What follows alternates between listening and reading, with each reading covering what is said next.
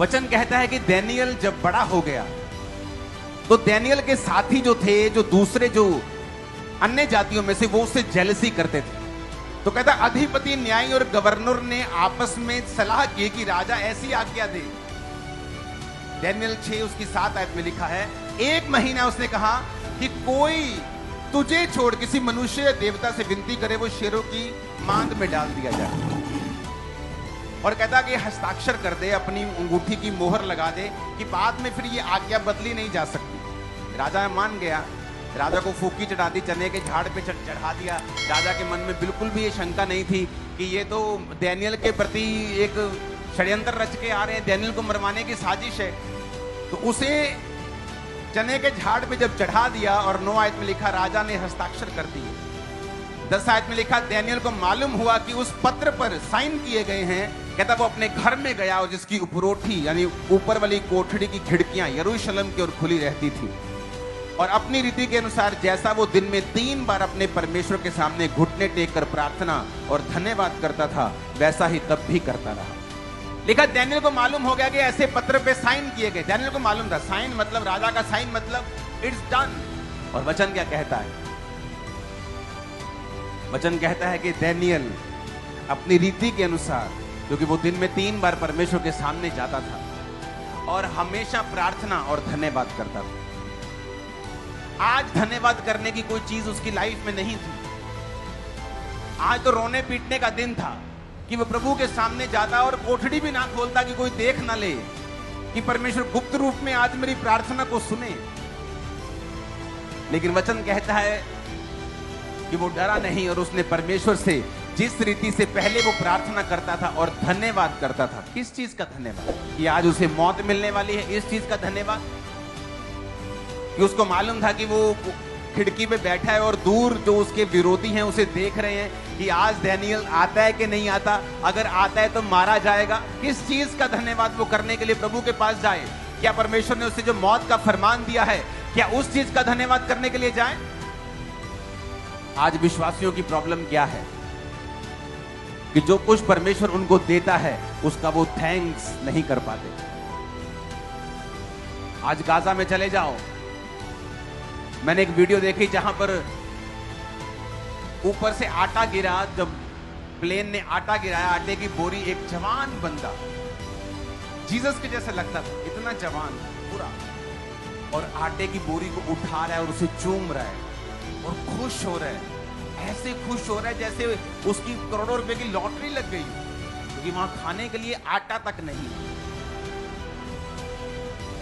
और हम लोग कई बार फुल टेबल होते हुए भी उसका थैंक्स नहीं कर पाते। आपकी एक किडनी लाखों रुपए की, कभी थैंक्स किया है? आपका लीवर कितने का है मालूम है? आपका हार्ट कितने का है? आपका लीवर कितने का है? आपकी हड्डियां देखो, जिनके ब्लड नहीं बना सकती बॉडी, उनको पूछो ब्लड की कीमत क्या है। तुम्हारी बॉडी में पूरा ब्लड है, कभी थैंक्स किया है? नहीं, कभी नहीं किया।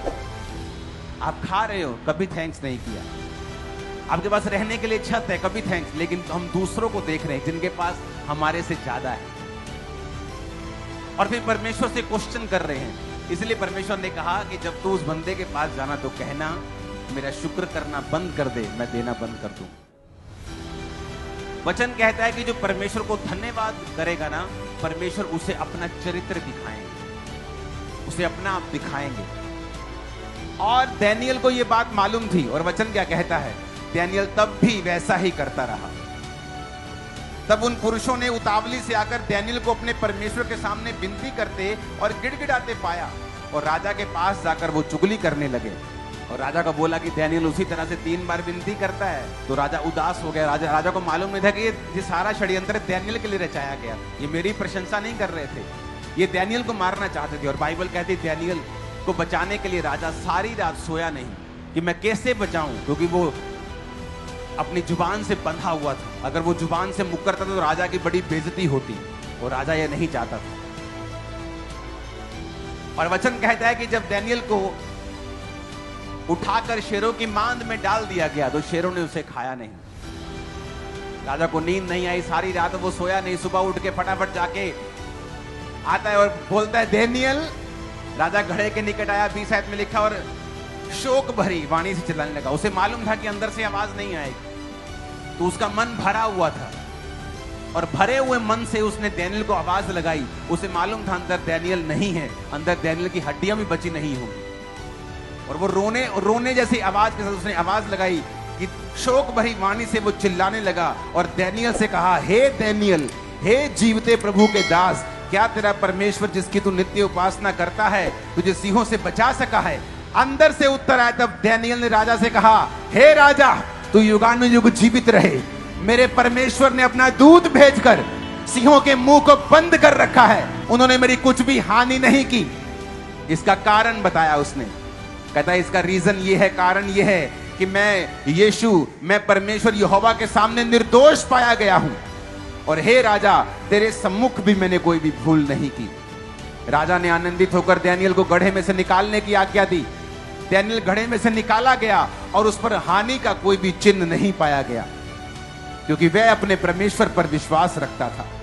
तब राजा ने आज्ञा दी, जिन पुरुषों ने डेनियल की चुगली खाई थी वे अपने बाल बच्चों, स्त्रियों समेत सिंहों के गड्ढों में डाल दिए जाएं। और बाइबल कहती है जब वो गड्ढे की शुरुआत तक भी नहीं पहुंचे थे, सिंहों ने उन पर झपट्टा मारा और हड्डियों समेत वो सारे परिवारों को निगल गए। आपका एनिमी बड़ी हार देखने वाला है।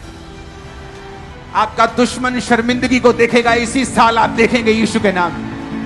इतना ऊंचा आमीन बोल देना कि टेंट के बाहर चला जाए। आमीन।